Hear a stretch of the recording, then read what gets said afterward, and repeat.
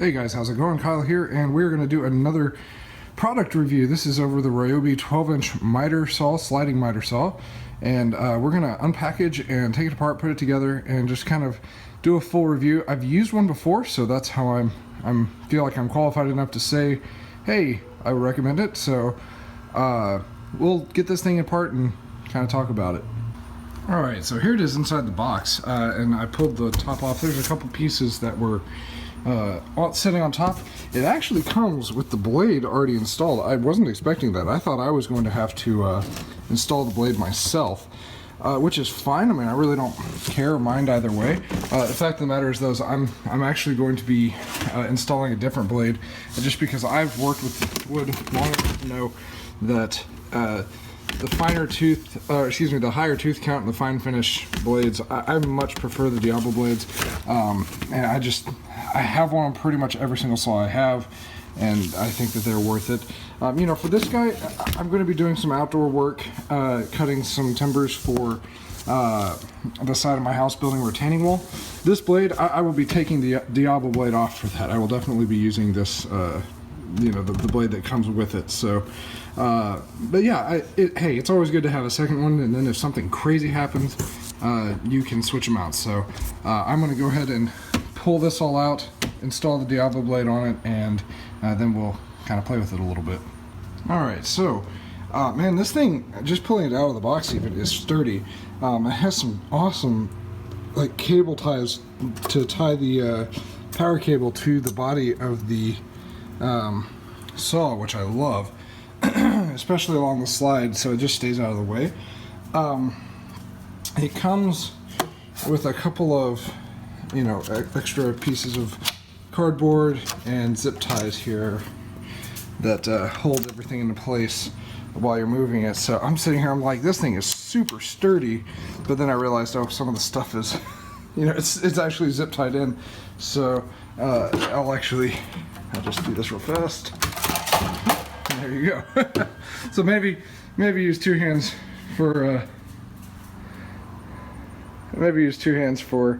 that aspect of it, but it comes apart pretty quickly, pretty easily, and man, it's a beast. Like, yeah, get all the cardboard and pieces away, and anyways, yeah, so there's a instruction manual, and no, that's useless, throw that away. No, I'm kidding. No, it's good to have. And then it comes with the piece to screw down, like to basically vise in your timbers or whatever you're cutting. Collection bag, I will actually be using a dust collection system, and then the extension arms on the sides holding the wood on either side. So just go ahead and put stuff on, and then we'll continue. Alright, so that was easy enough. All you have to do is loosen this. You don't need to take it all the way off, and then you unscrew this guy all the way to move this out of the way and give you access to the actual bolt. Then there is a lock here. You press this guy down and it locks the blade, and that allows you to use the supplied Allen wrench, which you will find on the right hand side here, and that will let you unlock and unscrew the actual screw in there. And now that is countersunk, so you do right to loosen.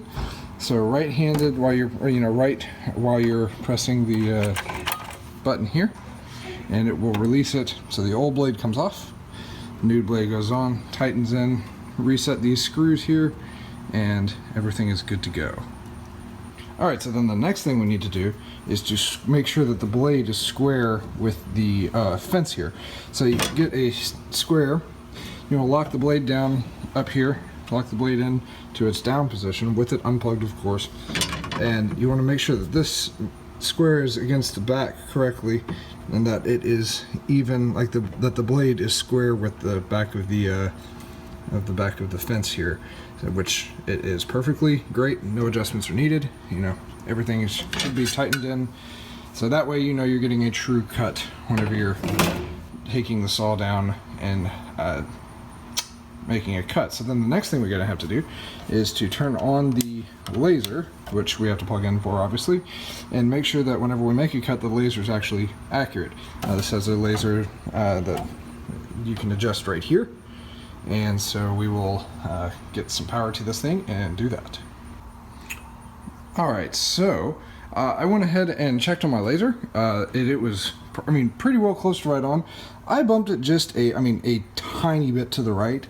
Like, I'm talking a 1/16 of a turn. It was a slight adjustment. I put my little arm here in place, and so basically what happens is, I'm going to go grab my pencil real fast. Ta-da! Now, I just basically mark that guy, right? Oh, I want to loosen this up so I can see. I don't know if you can see, but I can see the lasers right here. Yeah, there you go. It kind of shows up every once in a while. So what you want to do is you want to move the board essentially to where the laser, like that mark. If you want the mark to disappear, you need to be able to see the laser on the left-hand side of it. So that's because the blade is actually to the right of the laser, which is exactly what I want. I want that laser to be immediately to the left so I can see, hey, that mark is there and present. Make sure that we are squared. We weren't quite. Let me put, yeah, hard to do with one hand, excuse me. Okay, so pretty darn close. That mark should completely disappear. So what we're going to do is, I'm going to do this with one hand. Don't do this at home or something.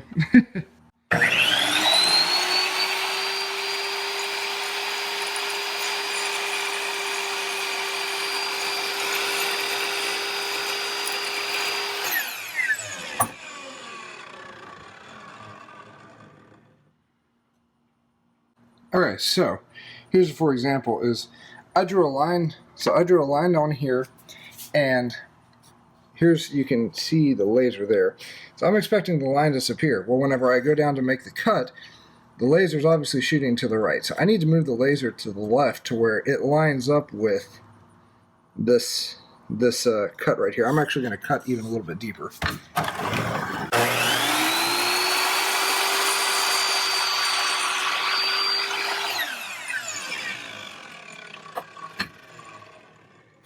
So now I should be able to see.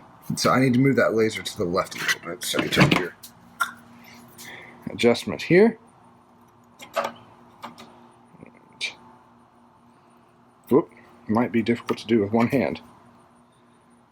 Yeah, there it goes. Move it to the left, move it to the left, move it to the left. Keep on going. Alright, so using the tool, you can adjust the laser here, which I kind of fiddled with a little bit.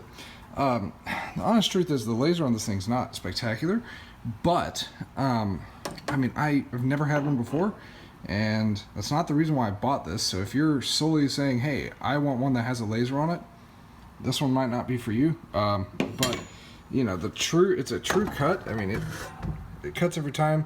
How I kind of did it to make it line up was I went ahead and moved the laser just to the left of where I wanted the blade to cut, so I know where the edge would be.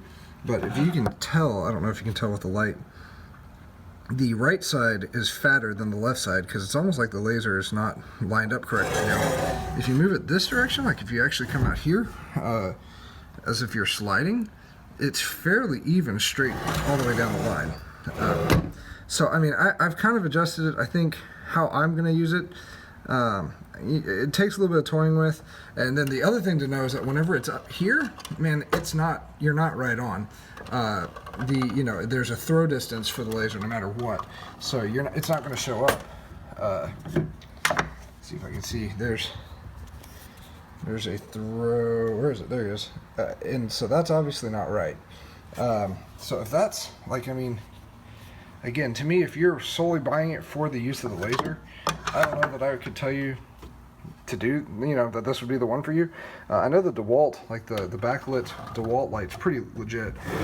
But again, if you're just looking for an inexpensive 12-inch miter saw, compound miter saw, this thing can do it. So for the price point, I mean, it works great.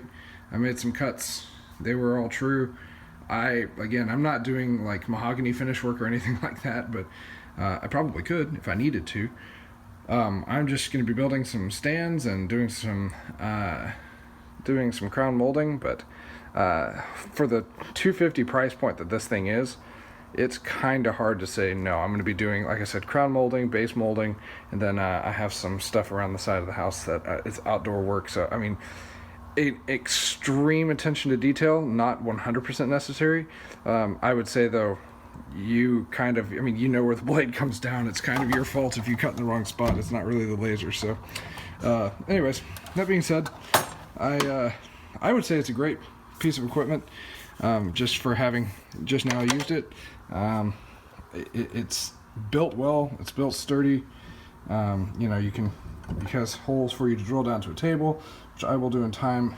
It has everything that you could need for it. So I would say it's definitely worth the $250 that I paid for it. Again, if you're solely looking for like the laser functionality, this one might not be for you, but for everything else, I mean, it has a handle here, lockdown features back here, like every other saw. On the back side of it, you have your slide lock and fence lock, and yeah, I mean, I like I said, I have no issues with it. I think it's great. So I'm looking forward to being able to use it. If I were to critique, it would just simply be, hey, fix that laser on the top side again, or just know how you want your laser to be set up. For me, I set it up the way I'd like it, and that will be how I use it. So I'm not too worried about it. It'll be great. So anyways, thanks for coming along with me. I appreciate you guys. Subscribe, like, all that kind of stuff, and we'll be doing some more videos here pretty quick. Thanks.